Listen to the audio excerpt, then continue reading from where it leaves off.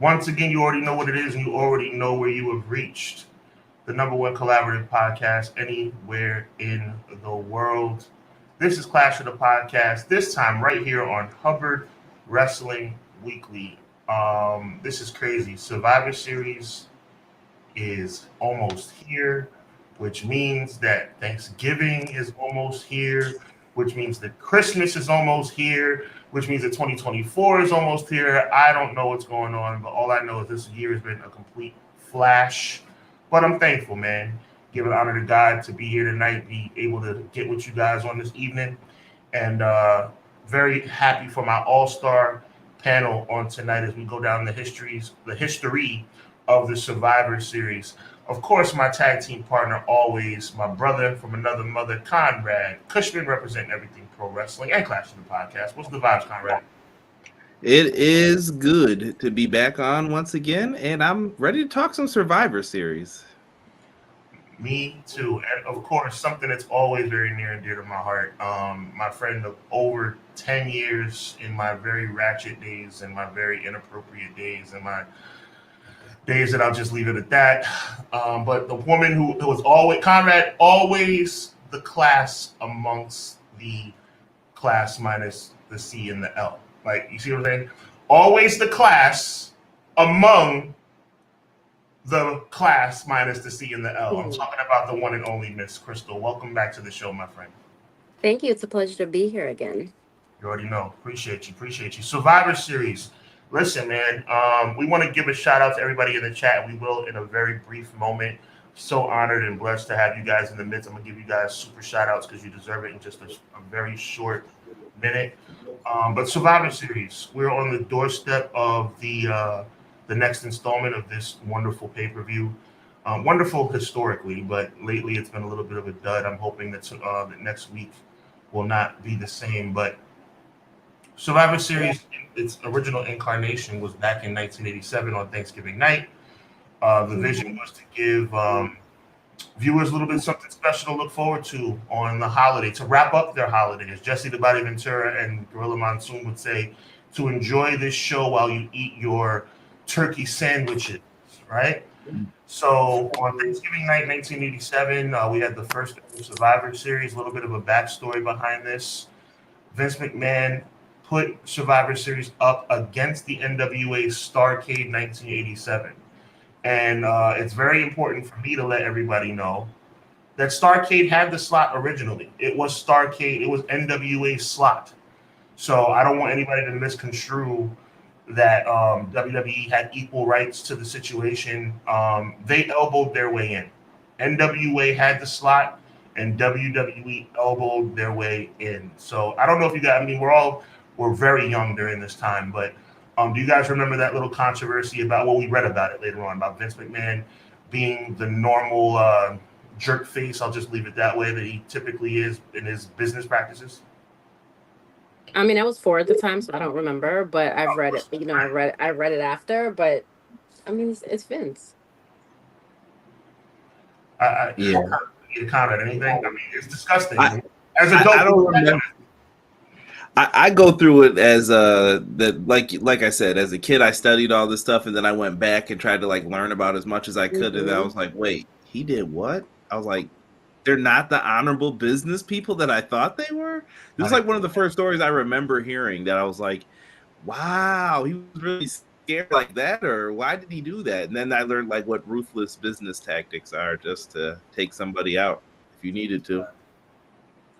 Well, I mean, this is the first very embryonic stage of what we would know Vince McMahon to become. But tonight's not about him. It's about the Survivor Series as a whole.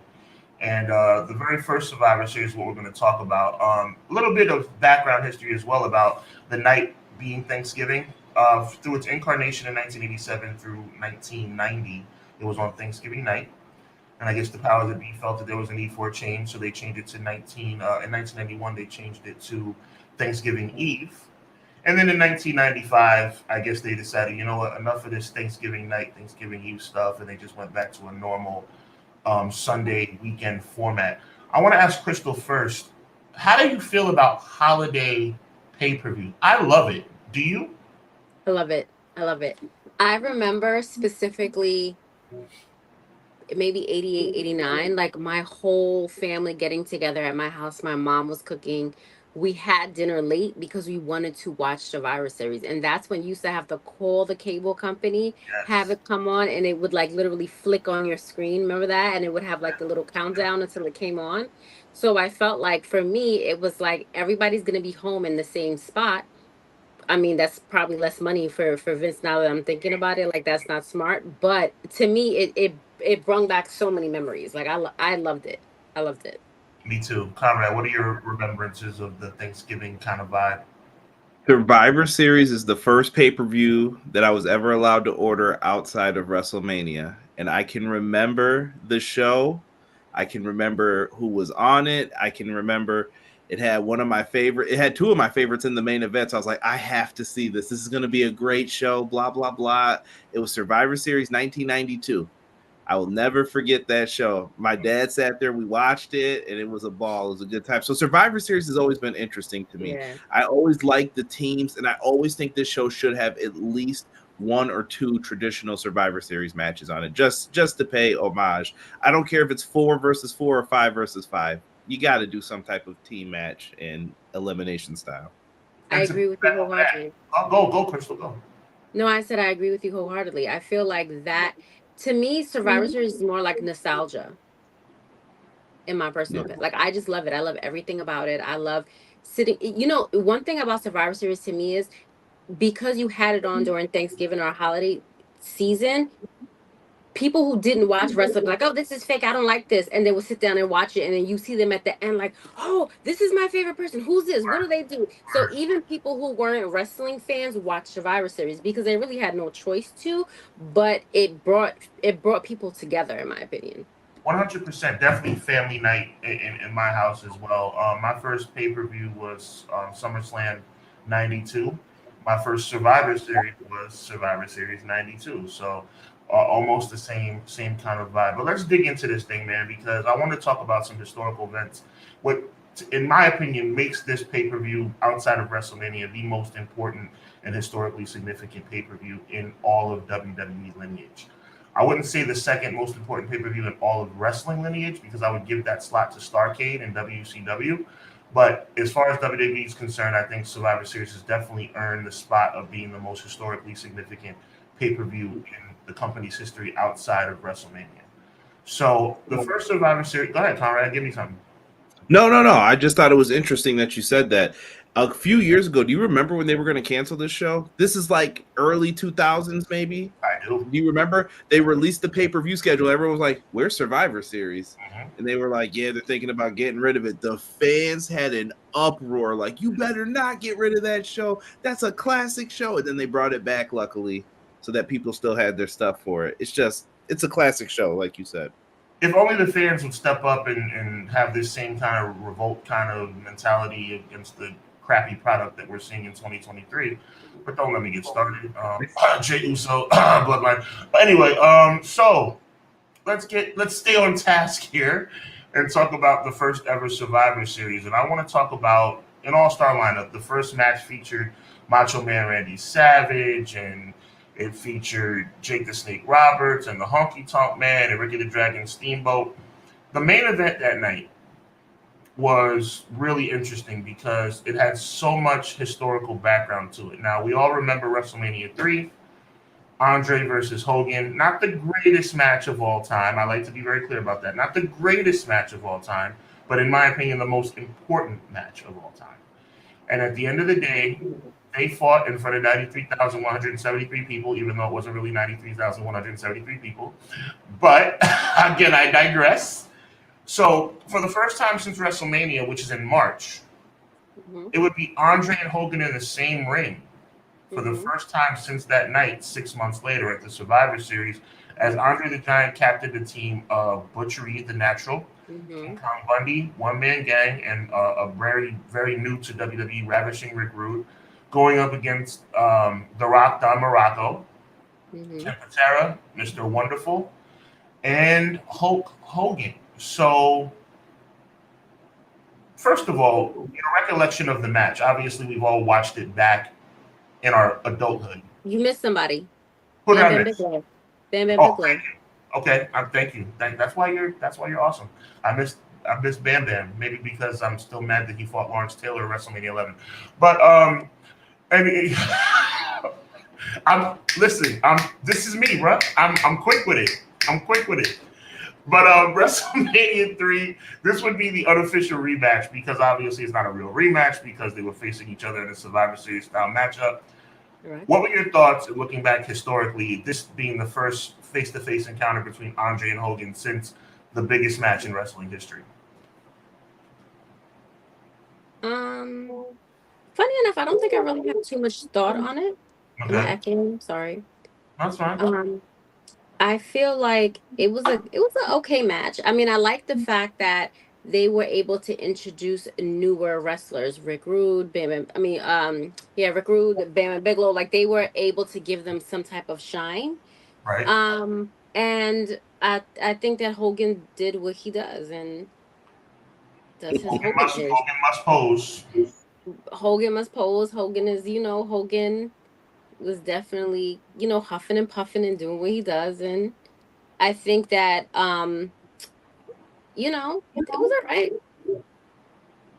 It's You know, okay. I swear, man, I used to really like that guy, man. I don't like. I really used to like that guy, and like now it's just all right, Conrad. Survivor Series '87, the first encounter between Hogan and Andre since Pontiac, Michigan, in the Pontiac Silverdome. What are your thoughts on the match? Well, let me tell you something, brother. They came out there, and I thought they did a good job building this up because what you had to do was establish again that Andre was a threat on this show, and that Andre was still powerful. He still held he got defeated one time. That doesn't mean he's out of the picture. He's not done yet. And how do you do that? Right. You have to tell a story. Why is Andre so bad? Why should he be feared? And I think that's what the match did a great job of. Even if it was Hogan loses his cool, you're out of here. What happened?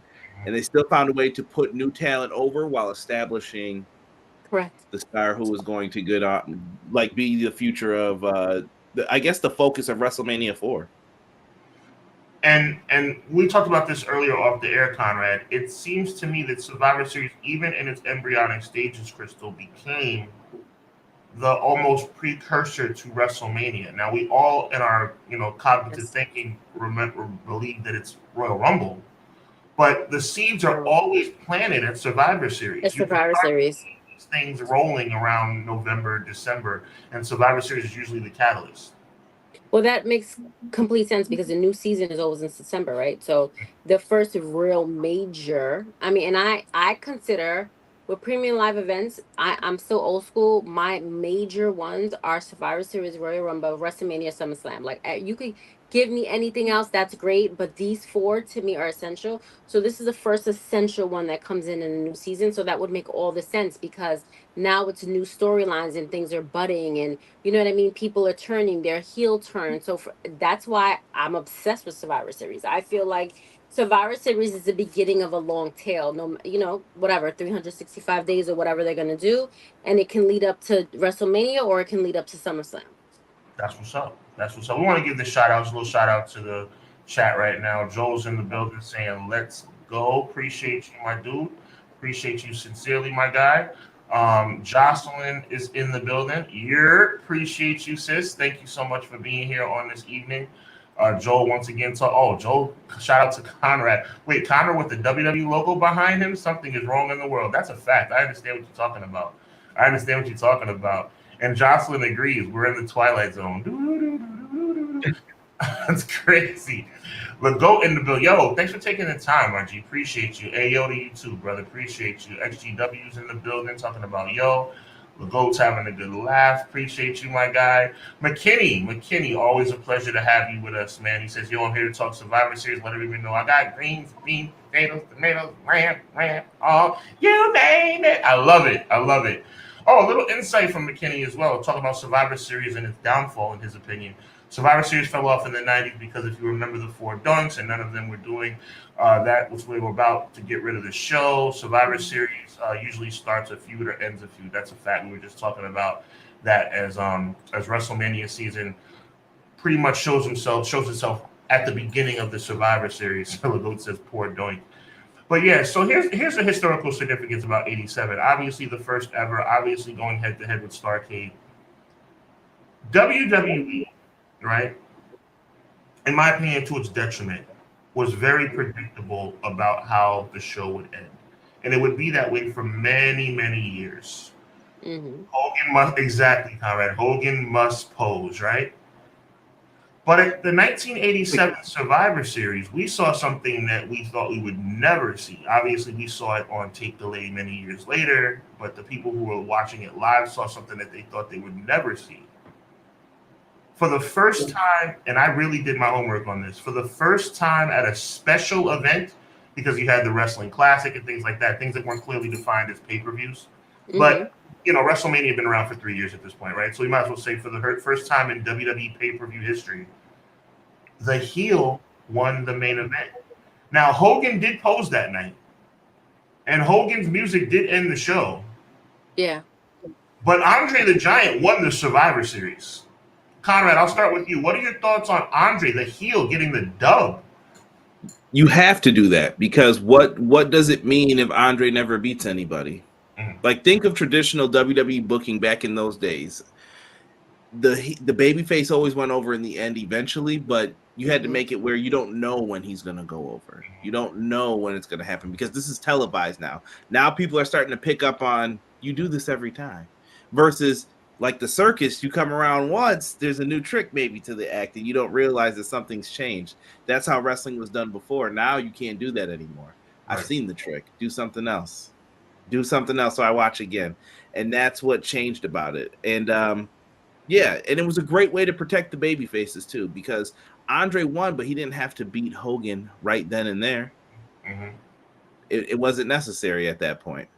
It was a great way to keep him strong. And like I said, you established other talents along the way, whether they believed that that was what it was going to be or not.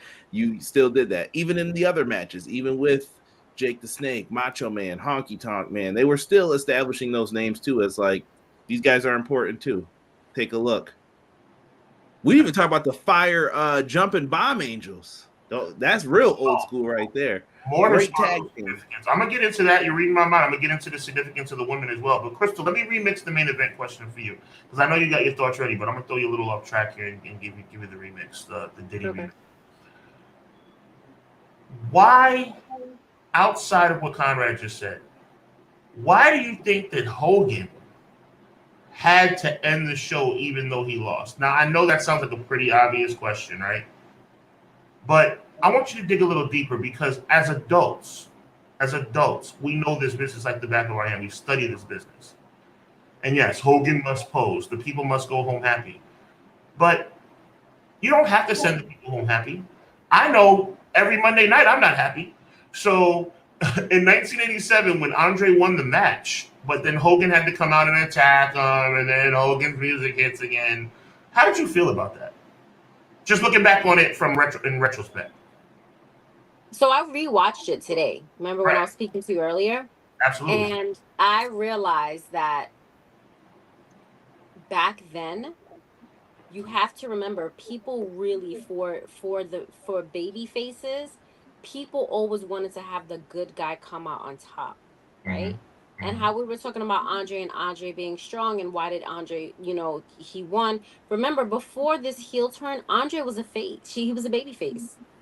A lot of people forget that Andre was a really big baby face. So I think that it was something that him and Vince worked out. Like, I have to at least win something.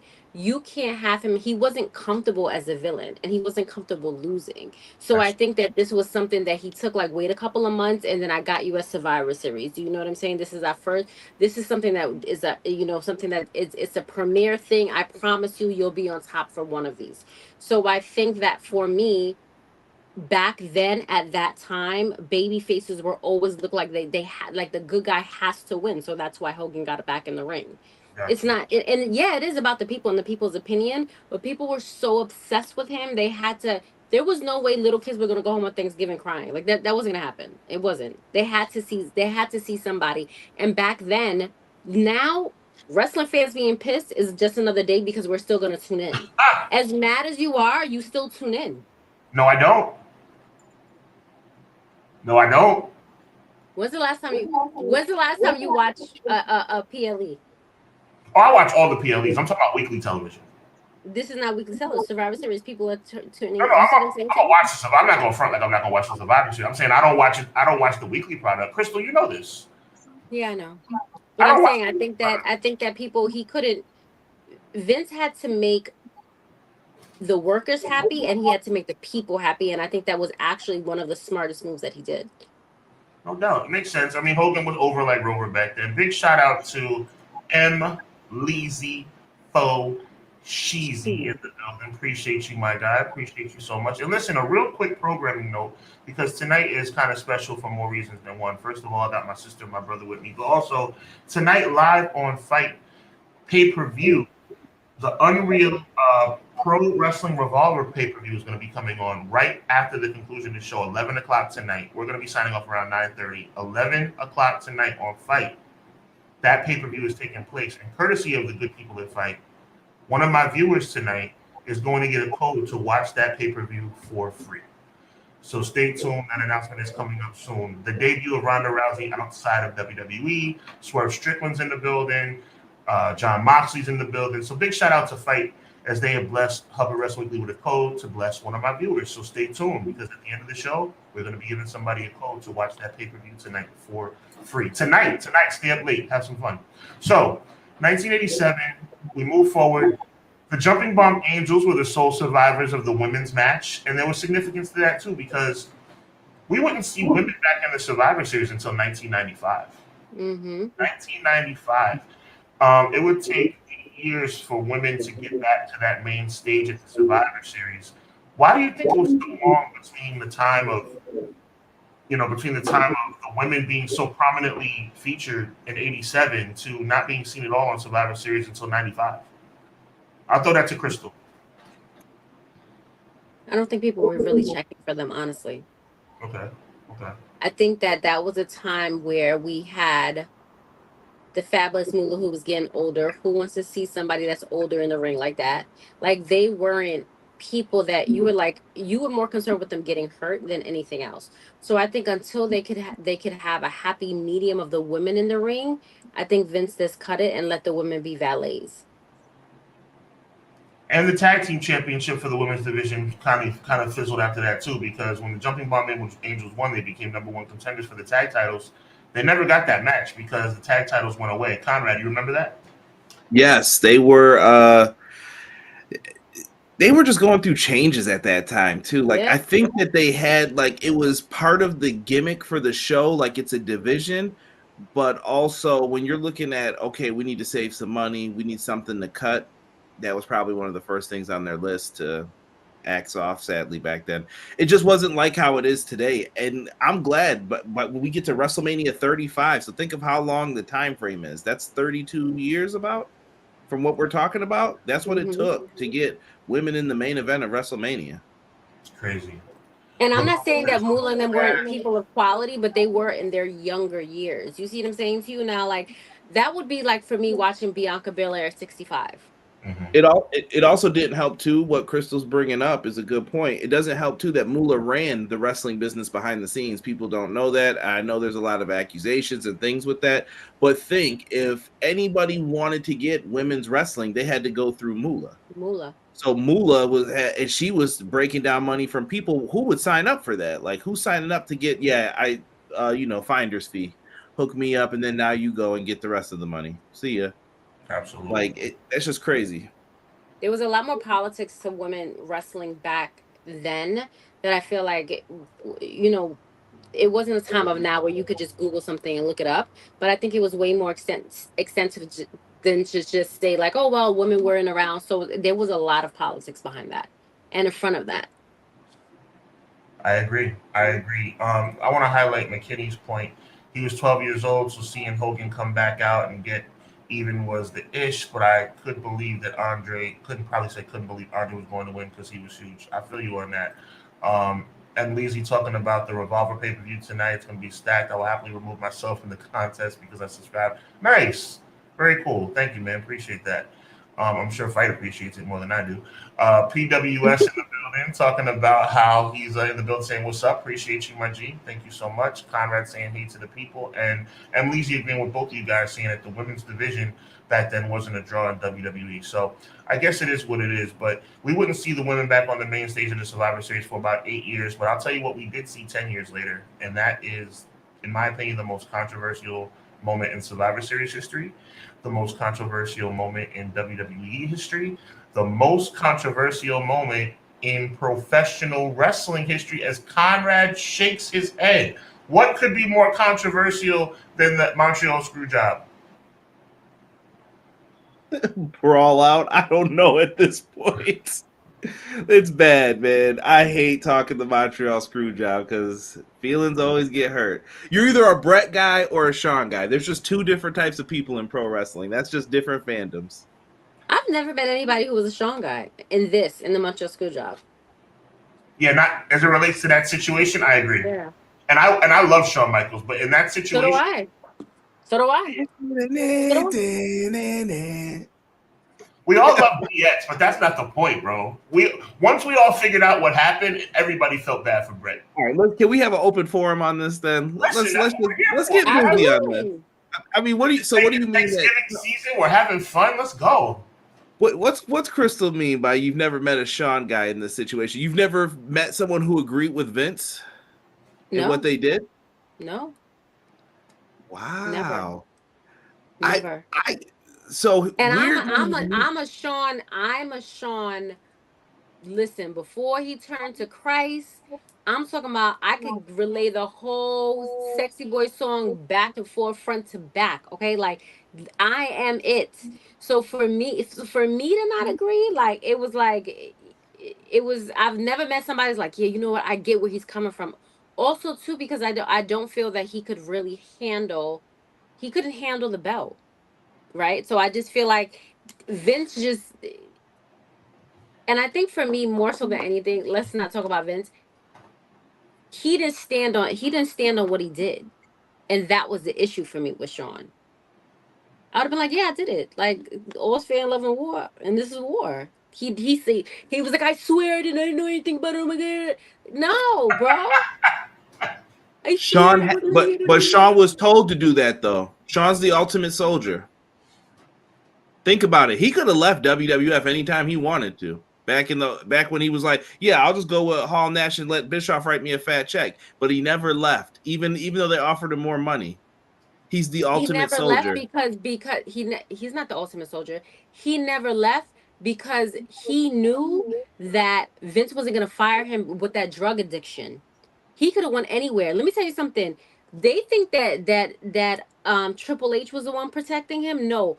Vince was the one protecting him because Vince could have fired him a long time ago. I don't agree. Like, everybody's like, Triple H is his best friend. If that's the case, his guardian angel was Vince. Because if he had won anywhere else, he would have never survived. I'm going to let you finish. Vince is nobody's.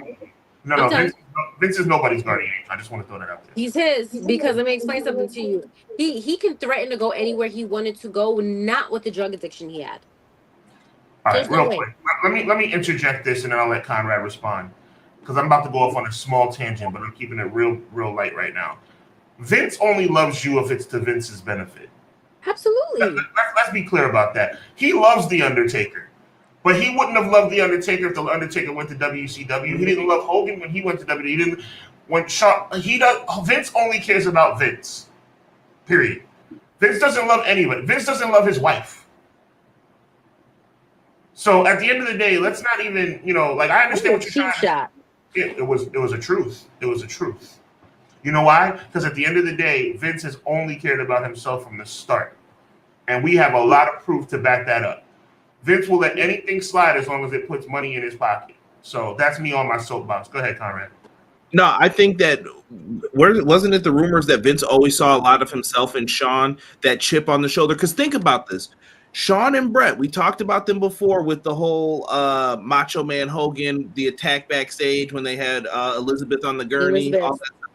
Those two were never going to get anywhere. If it was 1988, Sean, and someone comes up to you on the street, they go, "Hey, kid, I'm from the future. I want you to know that those two dudes who got beat up on Main Event that you saw the other night, they're going to be world champs one day." You would have laughed in someone's face if they said, "The Rocker, the dude from the Rockers and the Heart Foundation guy." Yeah, right. Get out of here, bro. No way. No way. So those two battled uphill to get there. That's what I'm saying. Sean could have left. Him and Marty could have been like, let's just go be the WCW tag team champions. Who's going to say no? Nobody's going to say no to them. They would have took them and kept it quiet. Sean maybe thought they would have just like folded him and did that. Sean had to do what he had to do because he was going to look like the bad guy no matter what in this situation because he was doing what he was told to do. My boss told me do it and don't say anything. Okay, whatever. Whoever's idea it is, that's been messed around with for years too. For years. If you believe it's Russo, Cornette. I think it was Cornette who said it. I think it was Cornette. I'm a Cornette fan. I think Cornette absolutely. I think he got aggravated. He was sitting at that table at his boss's house for too long and was like, listen, just do this. Like he was like, he said he was fat, he was depressed, he was tired, he wanted to go home, he hated Connecticut, hated the cold weather. And his mind works like that. I do not think it was Russo who gave that. He was like, I want a double cheeseburger. I'm tired of being at this table. And also, I think that there's an interview where Cornette was speaking and Bret Hart like surprised him, like he came out during the interview and his face said it all, that you can tell in his face that he was the one that gave that idea and he still felt bad for it. His face said it all. He apologized for it too. Yeah, I think he said he did. I think he was like, I didn't mean for it to get that far. I just threw an idea out there because they came up with every idea. This is why I'm like, yo, I fully can't back Bret in this because Bret could have done something. He could have dropped the belt the night before then, but they didn't want to do that. Like, it just seems so weird. There were options to do different things. Yeah, but remember, he also had creative control. So I felt like you can't give somebody creative control and be like, why don't you want to do this? You gave him creative control. And then basically was like, no. He gave it to him. It's in his contract. Bruce Pritchard, though, Sean. What does that mean? What does creative control mean? So you're gonna tell me what to do? You gonna tell the boss what to do? Go ahead then. So the boss should have never put it in the contract. Am I right? It says reasonable. That is Bret being reasonable? Reasonable is a word that can be taken. What you think is reasonable cannot be what I like. That's the problem. Like, that was such a sticky situation. I agree with you. Like, what's reasonable to you and what's reasonable to me? I mean, I think the only thing that came out of the screw job, which was, I think, one of the greatest things ever, is knowing that Vince was really the owner, right? And that he was really the villain that Sean thinks he is. He's always the villain. He didn't have to hide it. He didn't have to hide it anymore. When I was a kid, I didn't know. I think it was around that time when I figured out he did own it. Because when I was a kid, I always just thought he was the announcer. I thought he was a corny announcer that used to yell all the time. And I was like, this guy won't shut up. Like, that's what I thought about him. I just thought that he was an announcer. I couldn't figure out how every other announcer was coming and leaving, and he was the only one there. I'm like, well, he must really clock in early. Didn't realize he was the owner. What a maneuver. Go ahead, Sean. So McKinney says that no, you don't let me get away with that. I'm not letting you get away with that. I thought we would have saved this travesty to that. We're going chronologically, my brother. Bret Hart is the most sympathetic wrestler in professional wrestling history because of this night. That's my stance. Bret Hart, and you're talking about somebody that loves Shawn Michaels. What happened to Bret in November of 1997 is the biggest travesty of justice in the history of the business. Bret did push his chips to the middle of the table. Bret did call Vince McMahon's bluff, and he probably went too far. But at the end of the day, Bret earned that. Bret stuck with Vince McMahon when nobody else would. Vince kicked him out. Bret was offered WCW deals 2 years before, and he turned it down. And in 92. Thank you. So at the end of the day, I have to, and it almost takes away from his legacy, even though that's the opposite of what I'm trying to do, because he should be remembered as, he's not the best there ever was, but one of the greatest of all time for his in-ring prowess. But I think it's been trumped by the fact that he goes down, in my opinion, as the most sympathetic figure in wrestling history. You can't feel more sympathy for anybody else and what they've gone through from a professional sabotage standpoint than Bret the Hitman Hart. Bret, think about the aftermath of what took place. He was supposed to sign a 25-year deal in '96. He did. Well, yeah, right, exactly. He did, but Vince reneged on it, which meant he would have been in WWE for life. But he ended up going to WCW. He was kept off television for a month for no good reason. Premieres on Nitro, goes to Starrcade as a referee. Hold on, that's Eric Bischoff's fault. No, I'm not blaming Bischoff. I'm just talking about the aftermath of what took place. This altered Bret Hart's life, bro. Oh yeah, this was definitely the end of his career. Like it was like, you remember Price is Right, when they had like the man going up the mountain and he was like this? Like that was definitely like the no, for real. Like let's be for real. Nothing that he did in WCW was memorable. Right, and then you think about how it played out. So he ended up becoming world champion by default because we got to give this guy the world title. And then he runs into Goldberg. I don't like saying that guy's name. Goldberg kicks him in the head about as hard as he possibly could, gives him a concussion that he never recovered from. The Montreal screw job ruined. Oh, that's a tough thing. I don't want to say ruined his life, but no, I would say that. I would say that because he said that he had so much stress from it. So many years later, that's what he believed happened with the stroke. The craziest thing is, where did the money come from? Was it from like in your houses and stuff where Vince was like, now I've got the money, I can pay you? But it was too late. Like it was too late. Let's go down to top of that, Vince kept saying that he couldn't have. This is the thing. Even reading Bret's book, Vince kept saying he couldn't afford it. Vince, everybody wasn't asking for a raise. Your key people were asking for these things, and you could have afforded it. I really think that Vince just didn't want him around anymore. I think that he changed his mind, and he was just too demanding. And I think when somebody keeps telling you, like, look what I've done, I've been a great employee, look what I've done, you know, I have a problem with, like, when Vince robbed all those territories and made them close down, he took the best of the best, but he also hurt those territories. A lot of people forget Bret's father ran a territory. So you done screwed that man, took his whole stuff, and then you ended up killing one of his sons. So that's a whole other thing. So I do believe that was the end of Bret's career because it never recovered after he left. And I think from a standpoint of life, his quality of life, miserable. And I mean, so many things happened. His marriage fell apart. And I'm saying this with the utmost respect. I love Bret Hart. Absolutely. Me too. Absolutely. I love Bret Hart. But I'm just, as a journalist, I'm just speaking the truth in my mind. Like, I wasn't there, but from everything I've read and all the research I've done, I don't think Bret Hart as a man recovered from Montreal Screwdriver. No. And I think he was very much, and he, as much as Sean was like, well, I'm going to do what the boss told me to do, that's how Bret was too. Bret was like, listen, I will take the pay cut. I'll do this. I'll do that. I did that. Like, I feel like it wasn't. Not that night he wasn't. Oh, no, not that night. But I think he was fed up because he got screwed. Like, he was like, yo, I want to leave peacefully. I wanted to. Remember, he's only leaving because you told the man you can't pay him. He got 4 kids in a mansion and a mortgage. Like, come on. And let's cut the crap, too, about how this is like the lore of Vince McMahon. Let's cut the crap about, I was worried that he would take the belt and go to WCW. Let me tell you something. If there was ever a wrestler outside of born-again Christian Shawn Michaels, right?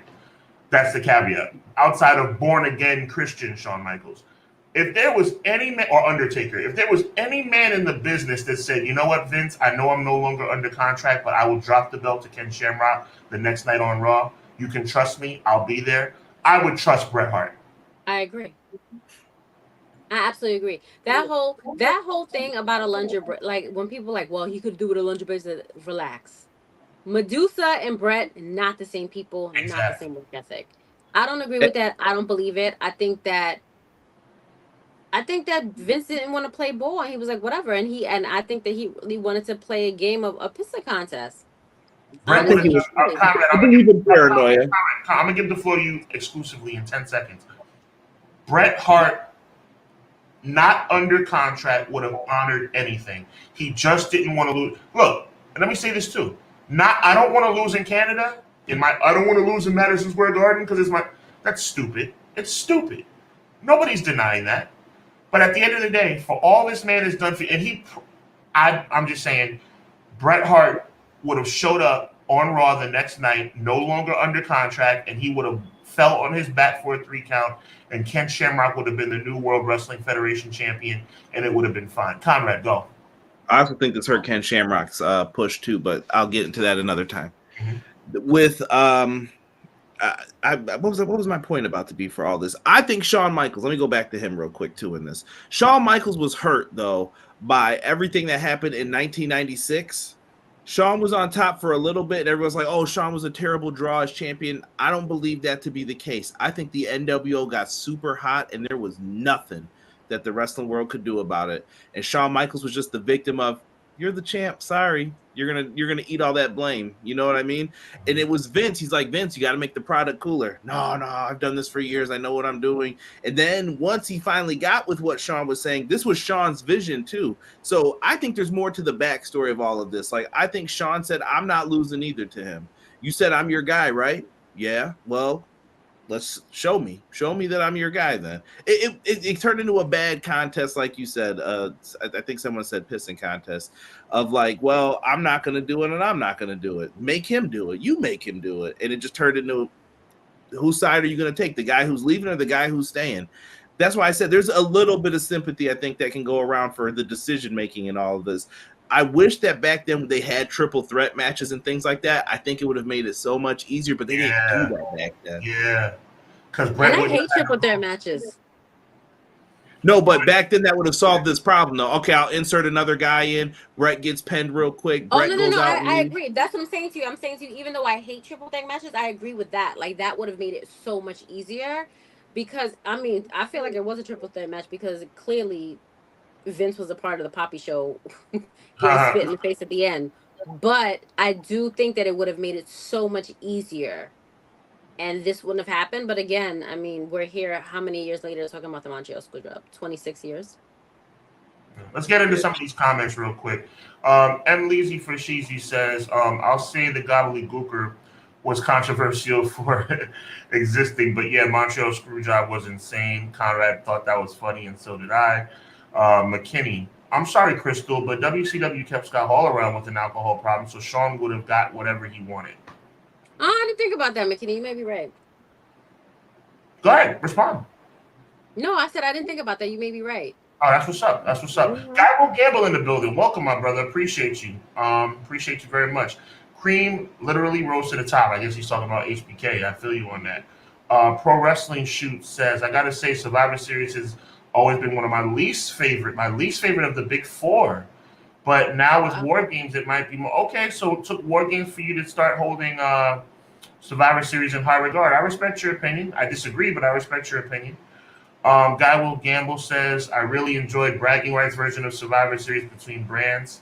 Yeah, the brand split and the brand rivalry was cool when it was like Shield versus New Day kind of vibe. It kind of got a little corny when they started doing NXT too. McKinney said it was Cornette, but he didn't think they would use it. So I guess he's saying he was surprised. Cornette threw it out there and they didn't think that they would run with it, but it ended up being a big thing. Sean, what's your favorite Survivor Series of all time? Oh boy. I would say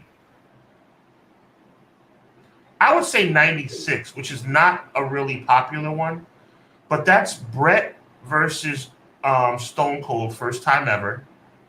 And it was Shawn losing the title to Psycho Sid in the main event in Madison Square Garden. I enjoyed that show. And it was also Dwayne Johnson's debut as well. Mm-hmm. I was worried about Jose Lothario. Well, that was cool. Like Sid, you got to remember, Sid was He actually treated him pretty so cool. bad.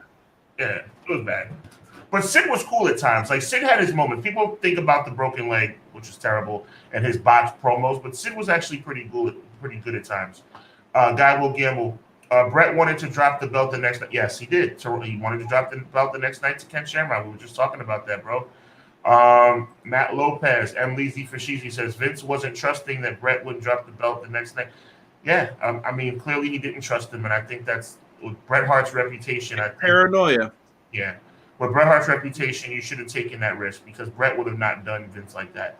Not to mention how Bret's career ended due to the kick from Goldberg. We talked about that as well.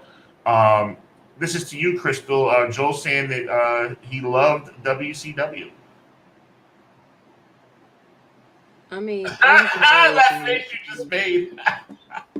okay. I mean, listen, to each his own. I respect it. I liked WCW, and I love the NWO, which made me like WCW. I mean, listen, when they first came over there, and you didn't know if they were still with F or whatever. Like that was when it was interesting to me. But it really only had me locked in for 2 years. Other than that, I would tune in and tune out. It was never really my favorite. No doubt. And Lizzie from CG says steel plate to Goldberg was memorable. That was cool when he speared Goldberg and he had on the steel plate. That was pretty cool. That was in Canada as well. That was a cool night. McKinney says, just think of the ride we all could have had went on if Brett. I'm misreading this. Just think of the ride we all could have had went on when Brett, if Vince. Am I reading that right? And it's just went on with Brett if Vince had. Okay, I think what you're trying to say is I get what you're trying to say. Brett just paid Vince, right? Okay, no doubt. I'm like, McKinney, you got me thinking I can't read, brother. Ed Leezy Fashizi says that the screw job never happens. Wasn't the original WrestleMania 14 event going to be Austin versus Brett? I believe so. Wasn't Brett and Austin supposed to swing it back around for a rematch in 14? I think so. Maybe they would have. I think they didn't know what their plans were going to be because this was right when the turning point was happening where you knew WWF was about to get back on track. Guy Will Gamble says Austin Brett 2 with Austin winning would have been an amazing moment. I agree. One of those moments that we unfortunately will never get to see. Joel reminding us about the Revolver pay-per-view tonight. I'm fired up, man. Somebody's going to win a code to watch that thing for free tonight. And make sure, if you guys are not subscribed, make sure you subscribe to Fight TV. But tonight, you don't have to subscribe to the subscription to get this pay-per-view. It's going to be a code exclusively just for tonight's show. So, like I said, that starts tonight. We're going to be signing off around 9:30, 9:45. And tonight the pay-per-view starts at 11 o'clock. I was there, Sean, and I totally agree that he has a man never recovered. It was like a lover getting his heart broken and never loved again. Wow, that's facts. That's facts. Joel laughing at Jose Lothario. That man was hit with a camera in his heart. He had a heart attack. That's not good. McKinney says Undertaker told Vince to let Brett drop the belt to him, but Vince had his minds. Yeah, whatever. Vince is just, I don't know, bro. I don't know. Let's move on because talking about Vince makes me mad. So listen, Survivor Series 97 will obviously be known for controversy, but the following year is known for something else. And what that's known for is somebody winning his first world championship. Now, I looked at this pay-per-view earlier today. The guy looks familiar. He looks somewhat familiar to me. The only thing I know him from is like he was like some kind of movie star, right? He's a movie star, isn't he? This guy that won the title back in '98. He's a movie star, and he was the Tooth Fairy, and he was in Fast and Furious, Jumanji. Yeah. I mean, it's nice to see that Dwayne. So Dwayne, I think his name. I looked him up. I Googled him because I haven't seen him on WWE TV except one time in the last 7 years. So I looked him up, and I found his name on Wikipedia, and they say his nickname was The Rock. Are you guys familiar with this guy? I mean, I only know him as Dwayne Johnson. Are you familiar with somebody named The Rock? The only Rock I know is Don Morocco. Are you done? Yes, I think, bro. No, I'm just. You're such a hater. I don't. That what makes me sad. Taurus to Taurus. It makes me sad. I went online. I take these shows very seriously. I do shows with Conrad every week. He knows I'm a student of the game. I do my research, Crystal, and I Googled him, and his name is Dwayne Johnson. That's his name. He looked familiar to you? He looked familiar to me. Is he not the guy that played in Jumanji? And Moana. Right. So shout out to him. I'm glad WWE's bringing in guest stars to be part of the show. Get your point, okay? No, they brought in. Look, they've done this before. Bob Uecker, Aretha Franklin, Dwayne Johnson. I understand what happened. It's all good. So in 1998, it's all. Listen, I don't understand what you guys are so upset about. I mean, I wasn't mad when Gladys Knight came to WWE. It was very nice. And Bob Barker, God rest his soul. I mean, it's nice that they bring in movie stars and TV stars to be part of the show. It's a beautiful thing. So in 1998, there was no world champion because Stone Cold Steve Austin refused to count 3 in the Undertaker versus Kane match a couple of months earlier. So we had to go to Survivor Series to hold on. I love this.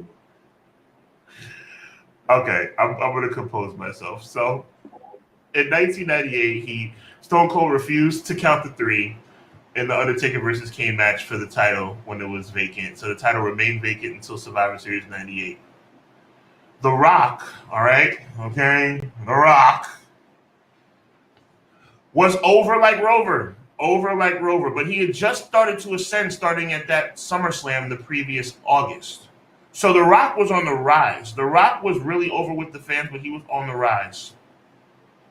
It was pretty much a foregone conclusion. It was either going to be The Rock, Stone Cold Steve Austin, or Vince McMahon's guy, Mankind, winning the title that night. Crystal, tell me your recollection of how you felt going into that night. Because Rock was on fire, Austin was on fire, Mankind was Vince's guy, Undertaker just turned on Kane. It was an all-star tournament. So tell me what you thought. I mean, back then I was all for Steve Austin, so I really thought that's who was going to win it. Okay. I was all for it. Okay. You thought Austin was going to get the title back? Yeah, it was either going to be him to me or Mankind.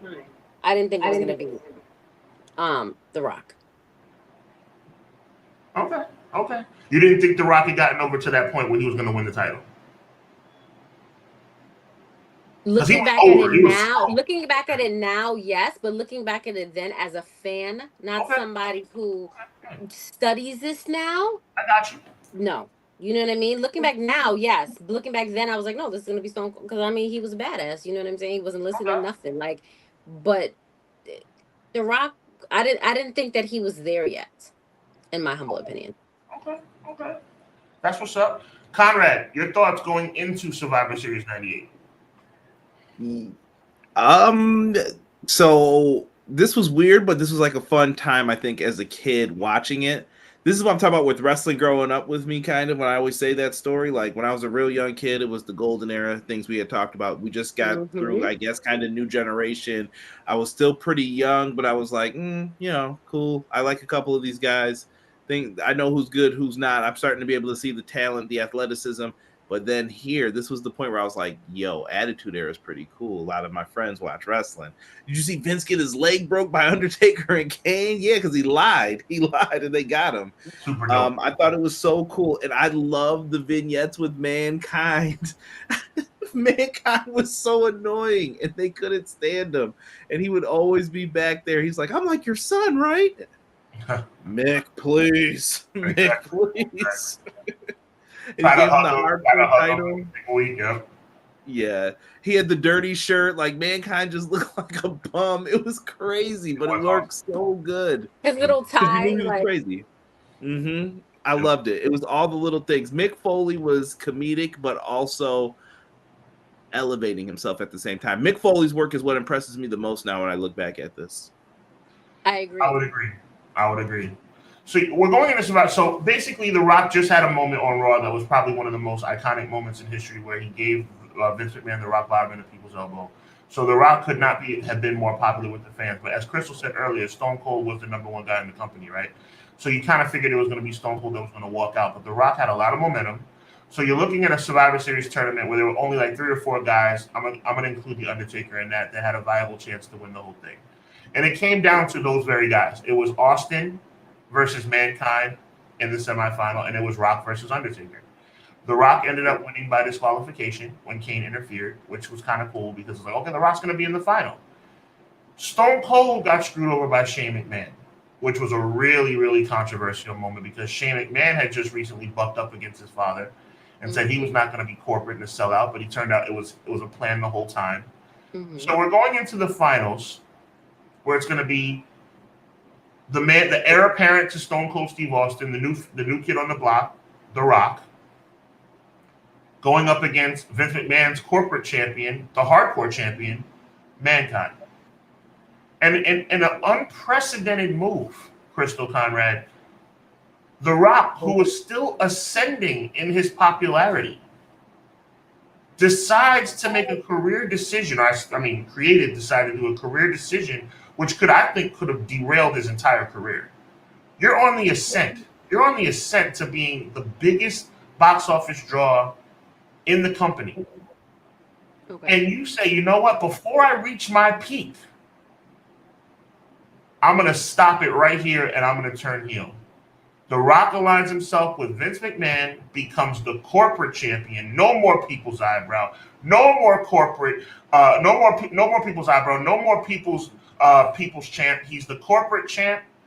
It's the corporate elbow, the corporate eyebrow. The Rock wins his first world championship. Conrad, I'm going to start with you. The Rock, the man who we knew as Rocky Maivia just 2 years earlier, is now the World Wrestling Federation champion. Talk to me. I saw a clip today. It's a good thing he didn't go to Pride, right? The Rock did it, and I have to give flowers to someone else too. And it's someone who I usually don't want to give flowers to, but I have to here because it's the truth. Vince Russo. This is the finest thing I think he ever wrote.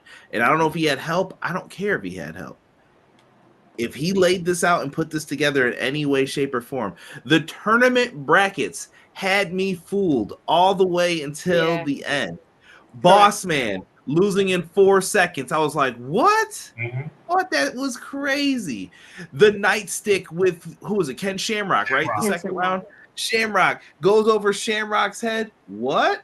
Boom! Popped him right in the face. Got the dub on him. Undertaker. Little did you know, Kane was still in cahoots. Cost his brother the match. And then you make it to the finals, and the sharpshooter, ring the bell. Ring the bell. And you recreate the thing that made everyone so mad last year. Best whodunit, best I got you, I fooled you moment in wrestling. They had me hooked at that point where I was like, yes, tremendous job. You fooled me.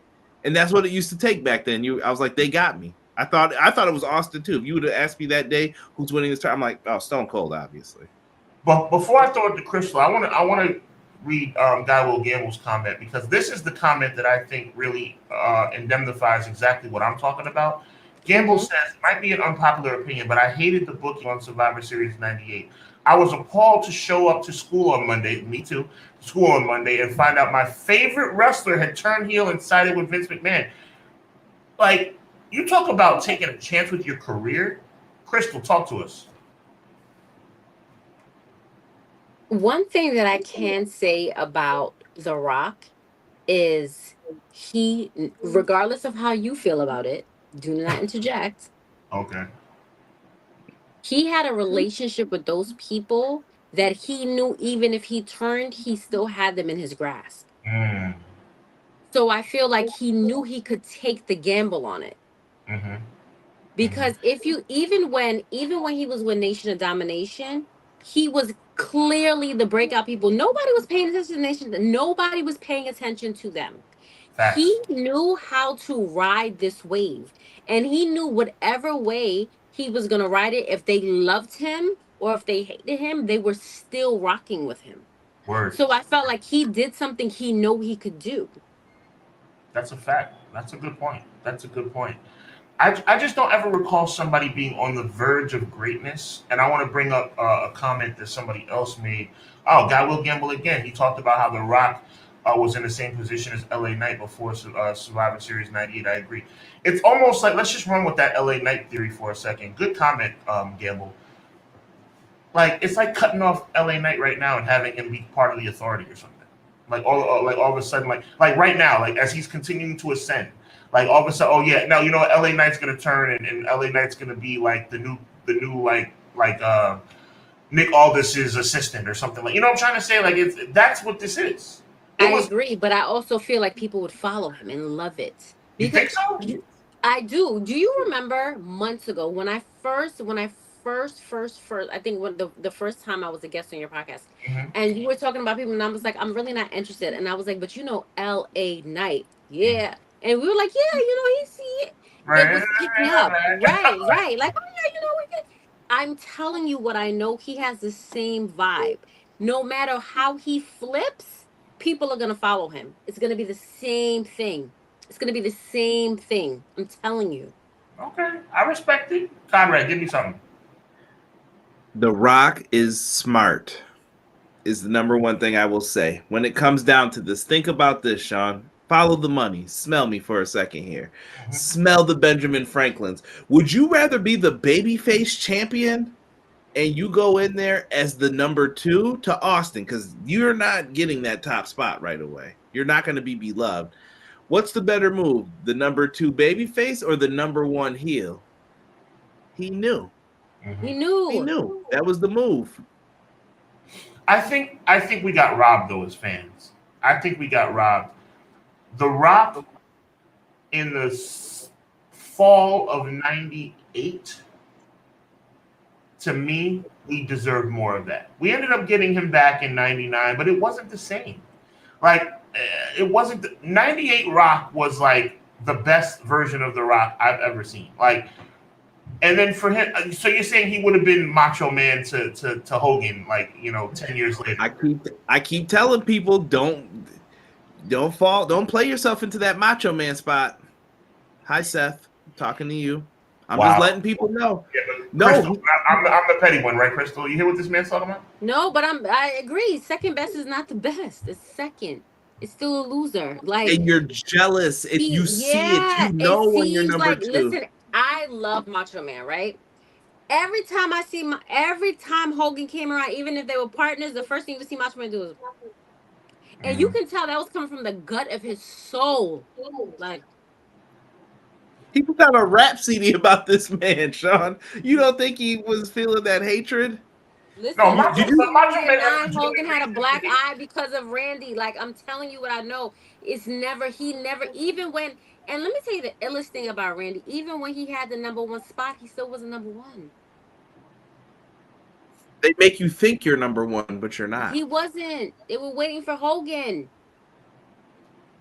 I hear you. See CM Punk, yeah, he can't main event the show. We got John Laurinaitis in the Big Show versus John Cena that's going to go on last. What? I am standing on business when it comes to Dwayne. Don't encourage this guy. Don't get me started, bro. Anyway, McKinney says, what's everyone's favorite traditional Survivor Series team? I'll go with Ultimate Warrior, Tornado, and Legion of Doom, just because the promos were all inaudible and hilarious. That's cool. Listen, I'm going to go with... You guys remember your favorite Survivor Series team? Because I do. My favorite team was the Teamsters in 1994. The Teamsters. And that team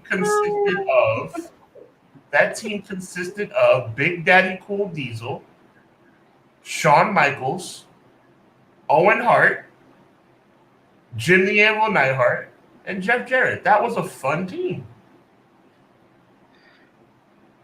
What do you got, Tommy? Favorite team? I couldn't pick. I came down to a couple teams. I'll say 2 of them that I like because I don't want to take an answer from Crystal. But for me, I will say I'll put together a sweet team of Mr. Perfect and the 3 members of Demolition. I'm lying. I'm about to say 3. I'm also going to put Hulk Hogan, Jake the Snake in Demolition. That was a fire team as well that I was like, yo, you can't beat that. And I'm going to go a little more new school, and I will say DX, the Hardy Boys, and CM Punk. Where I was shocked that CM Punk stole the show. And That's what's up. I like that. Yeah. Crystal, do you have a favorite Survivor Series team?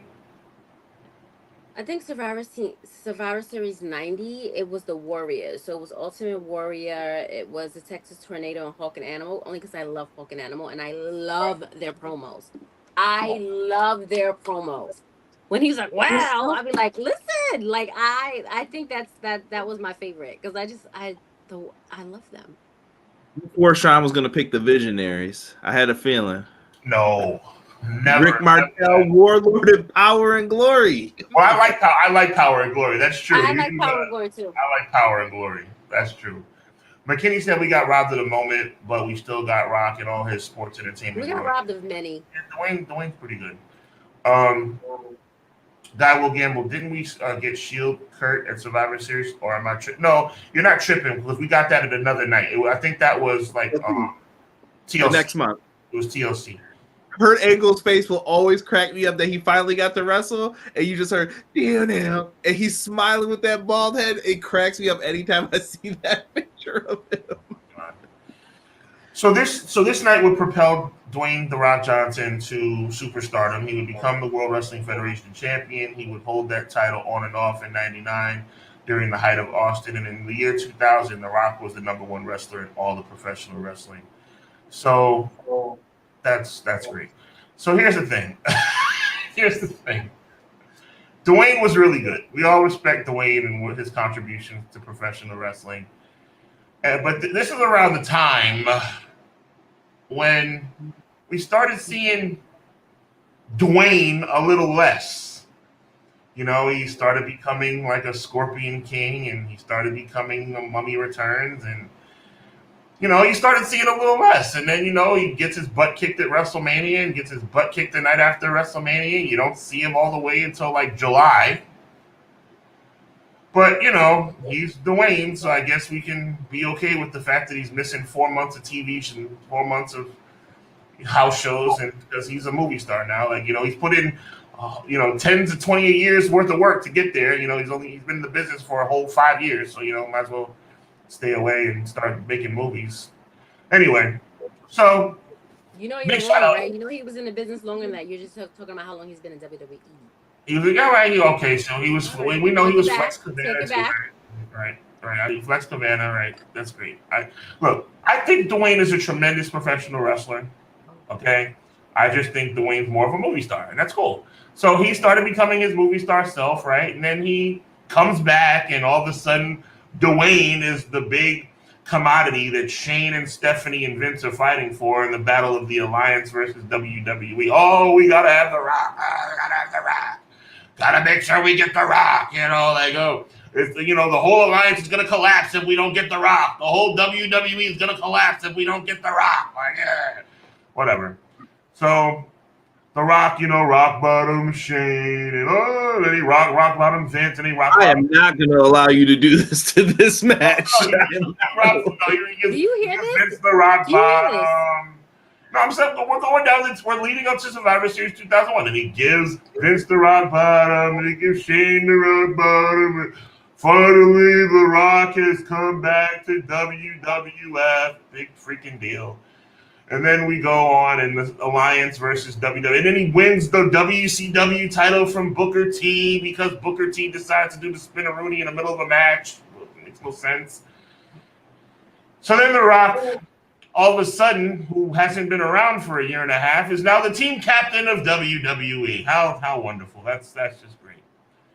All right, that's fantastic. And now, getting serious for a minute, one of the weirdest, coolest, most unfortunate, awesome moments in WWE because it wasn't what it should have been, but it was still kind of cool. WCW's in the building, ECW's in the building, but because we didn't have the NWO, because we didn't have Ric Flair till the next night, because we didn't have Goldberg, even though I can't stand him, we have to start switching guys around, and all of a sudden, Kurt Angle's in WCW and Big Show's in WWE, and Rob Van Dam's the WWE Hardcore Champion, but he's still in the Alliance, and Shane McMahon's the owner of WCW, and Stephanie's the owner of ECW, and The Rock is the head of WWE, but he's the WCW champion. And what the heck was going on, Crystal? Help me make sense of this hot garbage. That's just what it is. You had a failing company that you had to basically intertwine into your own company. You had ECW. He had a bunch of chefs in the kitchen, a bunch of cooks in the kitchen. So they had to make it make sense. And this was the only way that they felt like they could. First of all, 2001 was a whole mess, right? But to have that many wrestling organizations under one roof, this was the only way it was going to work, in my humble opinion. I mean, Stephanie could have stayed out of it. I thought that was whack. I felt like if Vince did it where all of the leaders of their own stayed like that and not like Shane doing one and Stephanie doing one, I think that it would have turned out better. But that was my humble opinion. I think it was because Bischoff turned him down. Have you guys ever heard the original plans for it? Mm-mm. Talk to me. The original plan was Raw was going to go away and Raw was going to become Nitro. And Shane was going to get to run it with his own crew. So he would have took the WCW guys, and it would have been like Vince saying, okay, this is your side of things. You handle it. And Vince was going to keep SmackDown. Didn't go that way, though, because, well, Sean said it best earlier about Vince. I'm not going to even get into it. Mm-hmm. I'm not even supposed to call him that, Gomez. So he should have put Shane on, and he didn't. And he could have had Heyman, but if he didn't get Bischoff, they had to make it about the McMahons. We know how it was in that time period. Mm-hmm. But I love this. When I tried to go back and watch this, you know what hurt this the most? I told Sean this the other day, that we couldn't get the video packages with the right music, because I remember that video. It's one of my favorite video packages. Yeah. The Alliance. And then you got Puddle of Mud playing in the background. I was like, Mm-hmm. why? Why is this not on here? Why did you not license this song so you could use it later? And it had some generic theme. And I was like, this doesn't hit the same. It just didn't feel right. It didn't hit right, but I mean, I was still kind of excited because it was still like WCW being in the building and ECW being in the building. But let's talk about the main event, because that night was a pretty cool night. I mean, you had Dudley's versus. There was a lot of good preliminary matches on the 2001 Survivor Series, because you had the Dudleys versus the Hardys in the cage for the undisputed tag titles. Trish won her first world championship on this pay-per-view, when you give respect to the Hall of Famer Trish. But like I said, the main event was Stone Cold Steve Austin, a WWE guy through and through, but he's the head of the Alliance, the World Wrestling Federation champion, teaming up with Kurt Angle, RVD, Booker T, and Shane, going up against Big Show, Undertaker and Kane, Y2J, and The Rock. They accomplished their goals, though, in this and what they were trying to do. In retrospect, I mean, it wasn't great, but elevate Jericho was one goal. You still got the people who are the monsters. They're going to be fine. Undertaker, Kane, blah, blah, blah, all those guys. On the other side, Rob Van Dam's a star. Booker T is going to be a star as well. And then you had Shane was just there for the theatrics of the whole thing. You already knew that. But listen, real quick, just to interject. Shane McMahon should be respected. Shane McMahon is awesome. He was great. I love watching Shane matches. Yeah. He was great, especially back then. No one like him. Except when he was in Royal Rumble a couple years ago, it was sucked. Oh yeah, well, Shane's washed now, but back in the day when he was young, Shane could do crazy stuff that I was like, how is he able to do this? They elevated everybody though. Who were you gonna put in there? Chavo Guerrero and Hugh Morris? Like, and I don't mean that disrespectfully, they just weren't using them. They didn't elevate them on TV to put them in there. You didn't have anybody, so they used Kurt, and then you used Kurt as the mole in the end.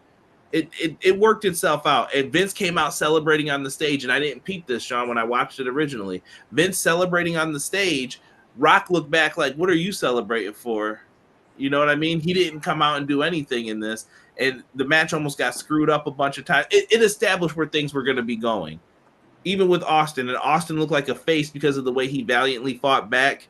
And it was going to be easy to get the people on his side the next night. Agreed. I mean, the whole thing played out kind of weirdly to me, but Crystal, what's your recollection of the outcome of the match? Stone Cold ended up losing to The Rock because of Kurt Angle's help and whatever. I mean, you can tell how thrilled I am about this show. Yeah, it wasn't one of my favorites. Right. Like, I don't really, it's not memorable to me. Do you know what I'm saying? Like, especially for me, the ending of the WCW era wasn't something that I'm like holding on to. Like, I just thought it was sucky anyway. So it's not one of my most memorable things that I love commenting on. Like, I would skip through it. Yeah, like, I'm not fascinated about it. I think the only cool element wasn't really that cool, which was the fact that like it was WCW and ECW versus WWE, which on paper sounds amazing, but it just never played out that way. That whole because it wasn't really it wasn't really ECW. Like the real ECW, like if you're talking about in Philly that ECW, then that's something that would have excited me. Do you know what I'm saying? This was watered down. Well, now you're putting me in an uncomfortable position, Crystal, because now you got me defending it a little bit. We did have Prime RVD. Prime RVD is not Prime ECW. Yes. No. 2001 RVD was Prime RVD. No, Prime RVD, but not Prime ECW is what I'm saying. Oh, no ECW as a whole. Like, that's what I'm saying. Like, that real, raw, you don't know if Paul Heyman's really going to pay your check or is it going to bounce ECW. Like, you know what I'm saying? Like, the real, raw ECW. No doubt. That's what's up. So listen, we going down memory lane, but listen, I want to talk a little bit more about. Wait, can I say one more thing too? I wanted you to peep this connection real quick. Mm-hmm. Oh. Think about this. Remember what we said? How Andre needed the win. Mm-hmm. What did The Rock get back as well? Remember that loss at WrestleMania that year? Mm-hmm. He gave him his dub back. But we still knew who was the top person in the company. I'm just letting you know, Rock was number 2, but he got to insert himself when number 1 went out. Look, that's why it doesn't look the same. I wasn't anticipating, okay? But we're gonna we've gone down the game. I want to thank everybody who's watched tonight. Crystal, we got to get you on secure connection. We want to make sure we don't lose you because you keep going in and out. Appreciate you. Yeah, Crystal. It's all good. You're here now, though. I want to talk about this for a minute, man. We went down the gamut of Survivor Series history. We're looking forward to next Saturday night, I should say. I want to talk about Dwayne "The Rock" Johnson some more. Let's get into this. We have a couple more minutes on the air. I want to get into this, okay? And it does tie in with tonight's show because The Rock's history is based in Survivor Series lore. He made his debut in '96. He won his first title in '98. He was a sole survivor in 2001. He's almost like the Survivor Series MVP if you only had to be in 3 Survivor Series to be that. So, The Rock has been a movie star longer than he's been in WWE. Do you realize that?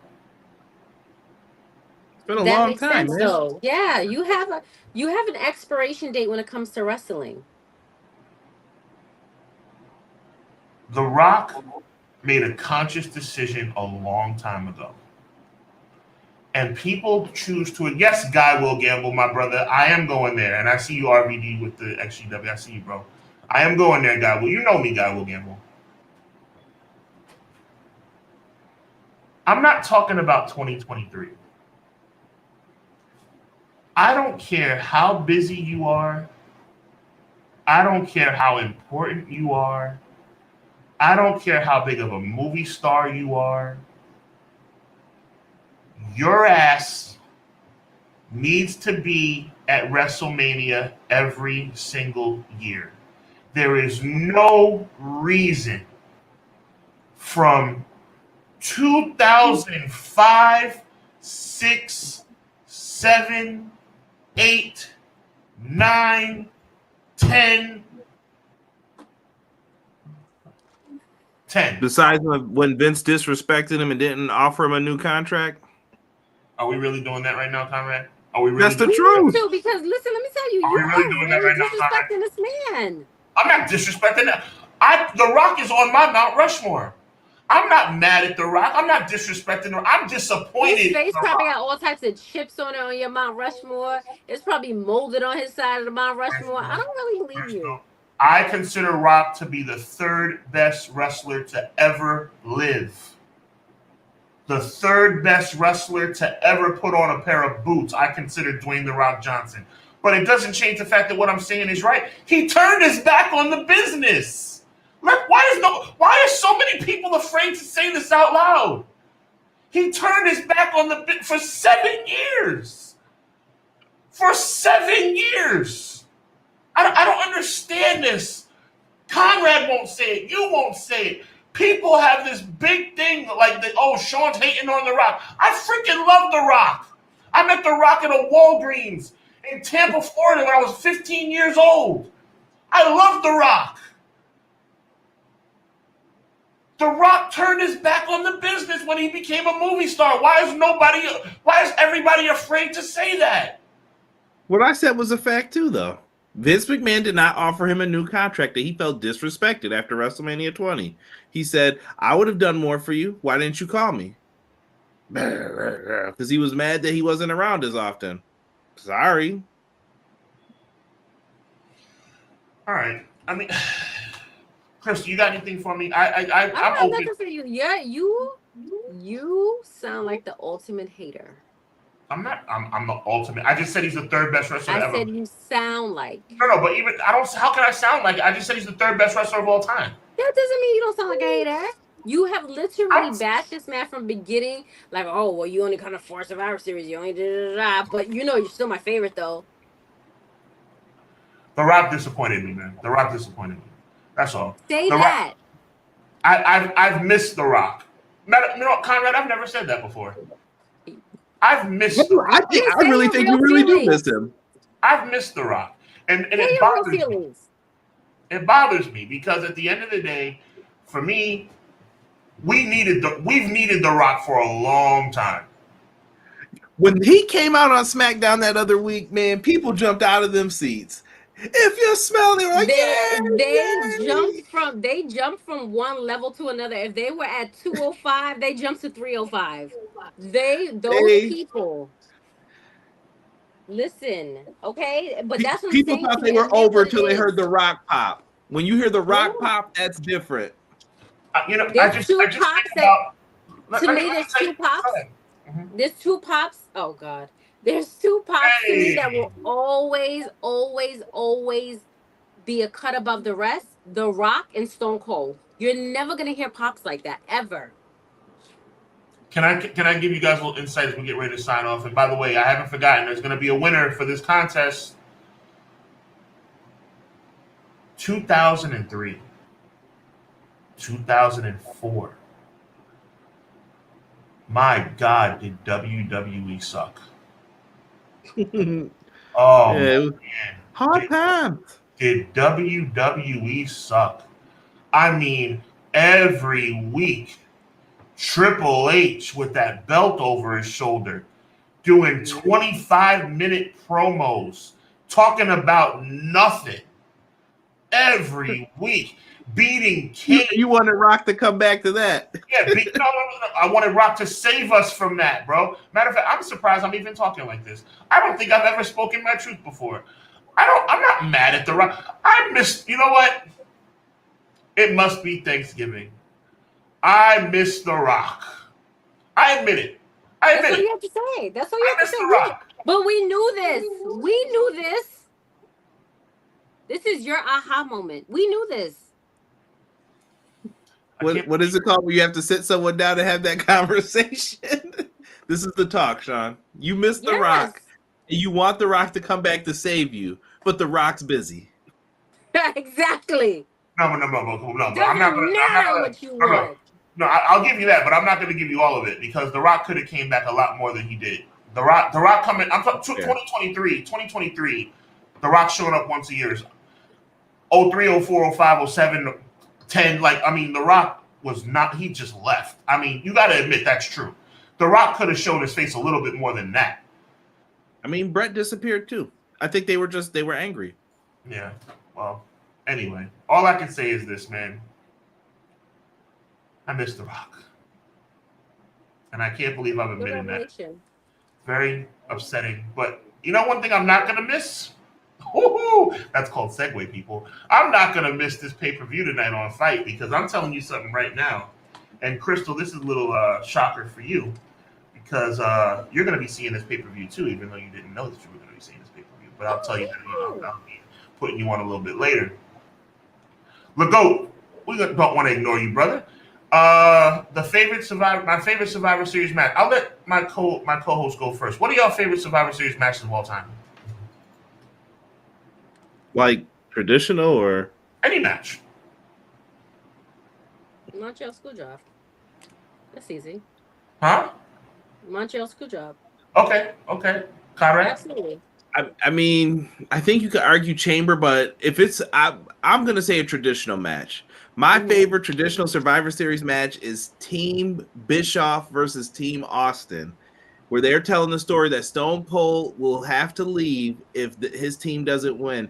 And it comes down to Shawn Michaels, and it's 1-on-3. And you're like, is Shawn going to be able to do it? Shawn is bleeding a pool of blood. I'm like, yes, Shawn. He's knocking people out. It's him and Randy Orton. And I'm like, yes, he's going to beat the young punk kid. Nothing can stop Shawn. Evolution's trying to get in. Nope.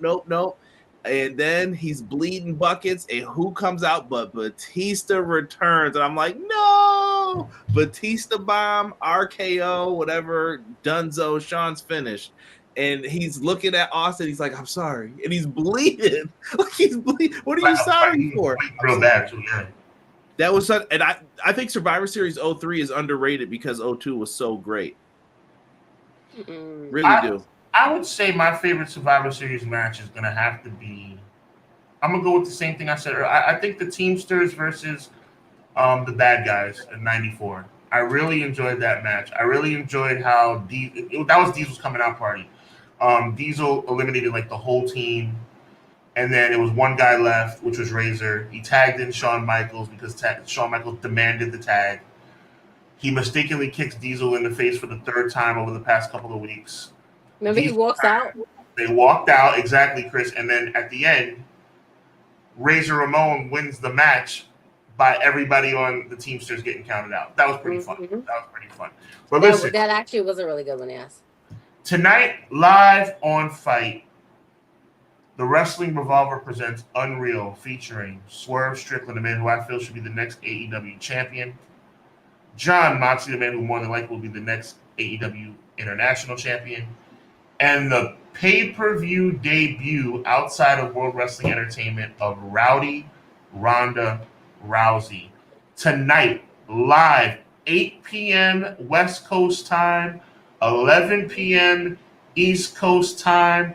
Crystal didn't know this. Crystal will be watching along with us. I'm very but excited. For one of my loyal listeners, I gotta say, tonight I am so happy and thrilled to present McKinney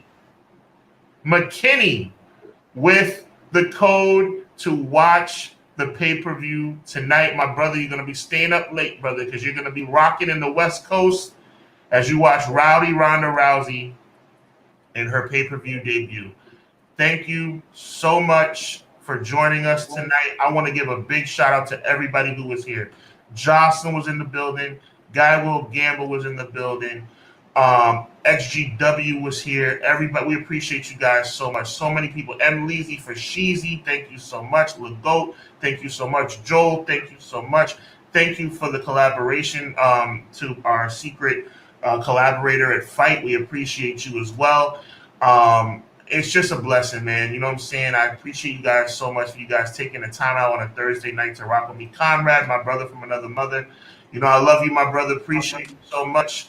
Chris, I love you, sis. Thank you so much. God bless. You guys are great. It would not be as popping as it is without you guys. So with that being said, McKinney, I'm going to hit you in the DMs right now. Enjoy. We're about an hour and a half away from showtime. This is the Hubbard Wrestling Weekly podcast. This is a collaboration with Clash of the Podcast. But before we let everybody go, Crystal, tell them where they can find you. All my social media handles are Day in the Life of Chris. Day in the Life of Chris. I'll say it for serial entrepreneur, serial business owner, serial awesomeness. She won't say it, but I will. And her husband is an amazing human being. Great guy. Protected me from all the haters when all the girls was loving me in the club. Conrad, talk to the people, man. I got a full gear review coming up this Saturday. Is the pay-per-view Saturday? So make sure you guys join us after that. If you guys want to talk a little AEW full gear, if not, put a comment in the next day. Clash of the Podcast will be back this Monday, live 6:05 Eastern Standard Time, talking probably the fallout of Full Gear, getting Sean's thoughts on it, and we'll get more into that when it's time. Yes. Listen, it's a value, guys. It's a value. McKinney won the contest, but it's a value. Go like and Lizzie Fashizi was saying, go subscribe to Fight, their subscription package, or buy the pay-per-view outright. It's not that pricey. I've already looked into it. It's really going to be worth it. Again, I can't stress it enough. The pay-per-view debut outside of WWE of Ronda Rousey, Swerve Strickland's in the building, Moxie's in the building. A lot of things going on tonight. How cool is it to stay up on the Thursday night and watch a live pay-per-view of that caliber? Make sure you go over the Fight right now. McKinney, I'm going to hit you in the DMs with the code. Appreciate you. 6:05, like Conrad said, Everything Pro Wrestling channel for Clash of the Podcast every Monday night, 6:05. We're going to bring Crystal back soon, probably in the new year. But either way, one way or another, we're going to keep rocking out. We appreciate you guys. So on behalf of the one and only Miss Crystal, on behalf of my tag team partner, Conrad Cushman, and on my own behalf, because I got love for y'all, it's your one and only Sean Hubbard. This is the Hubbard Wrestling Podcast. This is Clash of the Podcast, and we'll check you next time. Peace.